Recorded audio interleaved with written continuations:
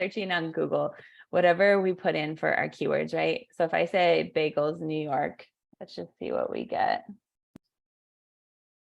So I only want this part of it. I'm going to get this for my SERP. Again, you're not going to see this keyword surfer. You can. It's just a plugin for Chrome.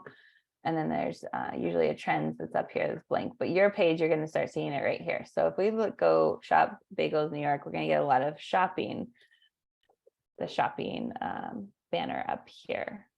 Then we're going to get into Best Bagels New York City right now. So this is an organic article. You can tell because it's not sponsored. Then it's going to get into, and my experience is going to be different from yours, especially if I'm logged into Google.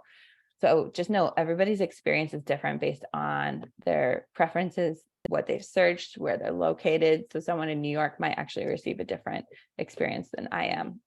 And then we're going to get into the quick questions, right? So what are the best, most popular bagels in New York? These are what is gleaned from your website page, right? So these Google like instant answers are what comes off a page. So this is just going to a page called Thrillist, New York most popular bagels, 3 most popular bagel orders according to an iconic New York chain, right? Any of these help answer your question in a quick way, but again, these are not created by Google. These are created by websites, just like you would be creating, right? So then we go down, we look at this. There are no sponsored, no one's paying ads for this term. And we can see that because, oh, they're only paying, okay, never mind, I take that back. Wow, they're way down here. There are ads being paid for this term. And these are the shopping ads down here. You can see because it says ad.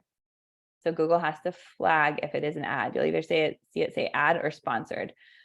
So this section right here are ads. This is what we'll get into in the second part of the class, but everything else is organic. And then we see ads again. Okay, let's change our search term. So let's go to our one that we had, our best Brooklyn bagels, New York. I know nothing of what I'm talking about. I would be like a tourist here just looking for bagels. So for me, this is relevant. When we do this, did you see how this swap positions? And since it's location based, now this is powered by Google My Business. Did you see how this popped to the top of the page? That's just something to note. So now if we were to go in here, it's thinking that like we're looking for very, very specific because we're zoned in on Brooklyn. So, oops. Then it would be looking at what types of bagels, right? So then we'd be over here saying, okay, bagel shop, we'd be looking at the star reviews, we'd be looking at how people are contributing. And then if we go back to the SERP, we're going to see this is a different first article, right? This isn't the one that we saw on the last page for the first article that was in between the shopping experience. So keep in mind that ranking is based really specifically on what the keywords are, especially long tail keywords. So if it was, if I even put like open late in here, how does that change our search, right? So if then we start looking, now we're getting Yelp showing up first. When we start to change our search or change our intent, then the experience that we have starts to change. So this is just one of the biggest takeaways to note.